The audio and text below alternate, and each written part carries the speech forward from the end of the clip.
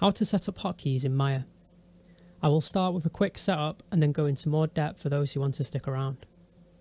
Go to the window drop down menu, then down to settings and preferences and select Hotkey editor. Make sure Maya default is selected in the hotkey set menu in the top left corner. Click the cog icon next to the drop down list, select duplicate and name the profile. In the search by section at the bottom of the window, search for the actions to assign a hotkey to, for example, target weld. Select it from the list and then assign the preferred hotkey. Once all the hotkeys are assigned to the action, hit save and close. If your mouse supports macro functions, then I recommend you assign them to the hotkeys created in Maya, as this will help speed up your workflow and reduce the amount of keys you need to press. I will be demonstrating how I set up mine at the end of this video. Now I'm going to explain the Hotkey editor in more depth and show you how I set mine up.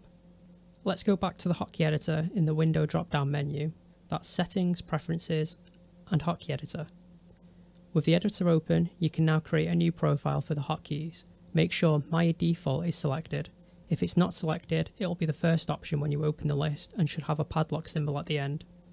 Click the cog icon next to the drop down list and select duplicate and name the profile. For this example, I'm going to name mine Hotkeys. As you can guess, selecting duplicate will copy over whichever profile is selected in the hotkey set. Maya default is the preset option unless another profile has been created and selected.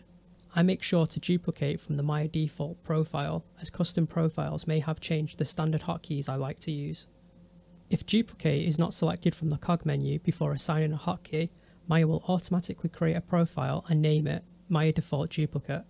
The profile can be renamed by clicking the cog and selecting rename. The cog also gives options for importing and exporting profiles, as well as the option to delete the selected profile. With the profile set up out the way, hotkeys can now be assigned to actions. Some of my favourite actions to assign hotkeys to are target weld, show all objects and soft and hard edges. Actions can be assigned in one of two ways. The easiest way is to use the search by option at the bottom of the hotkey list. The other way is to search for actions using the Edit Hotkey For drop-down list and selecting whether it's in the menu or editor and then finding the action to assign a hotkey to. I will be using the search by option to save a bit of time. Type the name of the action you want to find and then select it from the list of options presented. Once the action is selected, it will be highlighted in blue and allow you to press the hotkey combination you prefer. The keyboard tab on the right side of the editor shows which keys are already in use by highlighting them with a turquoise colour. The greyed out keys are free and can be assigned to actions without conflicting with other hotkeys. Pressing Shift, Ctrl or Alt will reveal more hotkey options to choose from, and pressing them in combination with each other, such as Shift Ctrl, Ctrl Alt or Shift Alt, will further reveal more options for keybinds. For this example, I'm going to go over the top and use all three, Ctrl, Alt and Shift along with Q to set my target weld hotkey. The search by method also has a drop-down list offering 3 different ways to search for actions. These are the application command, which we just used, runtime command and hotkey. Application command lets you search for tools and actions by names such as target weld and backface culling. Runtime command allows you to search for tools or actions by the runtime command line.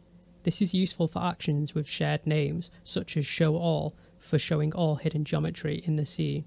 This is simply named all in the application command and is a name shared with numerous other actions. Hotkey lets you search by the actual hotkey input. For example, pressing Ctrl Z will bring up the undo command. Once the hotkeys are assigned, select Save or Save and Close to preserve the profile. Now I'm going to show you how I combined the macro functions of a mouse and the hotkeys in Maya for a quicker workflow. I use a Corsair Scimitar mouse and IQ software to assign my macros. I've not tried this with any other mouse, but it's probably just as simple to set up. In the IQ software, I select the plus symbol to create a new profile to swap to when using Maya, and then select the mouse from the available devices. The Actions tab is where all the macros are held. The plus symbol on the right side is used to add new macros, so I'm going to press that. I'm going to rename the macro button to Target Weld. Now I can go to the record settings, hit the record button, press my Ctrl, Shift and Alt Q buttons, release them, and then turn off the recording. With the target weld action selected and the macro recorded, I can assign it to a button on my mouse. Now I can go back to Maya and try it out. Now I'm going to head back into the Hotkey editor and select a profile I made earlier and select its corresponding profile in IQ. I've also included the name of the actions in Maya and what I set their hotkeys to. Finally, if you want to transfer the hotkeys from Maya to another workstation, all you need to do is export them by selecting the cog, clicking export, name the file and save it to a USB drive. On the other workstation, open up the Hotkey editor, select the cog again, click import and find the file. If you're also using a mouse, remember to export the macro profile and import it to your macro software on your other workstation. Setting up hotkeys and macros can take a bit of time, but once you're done, you'll feel the benefit of a fluid workflow and make that time up not having to click through the menus. I hope this video has been helpful, and if you have any questions, please ask me in the comment section.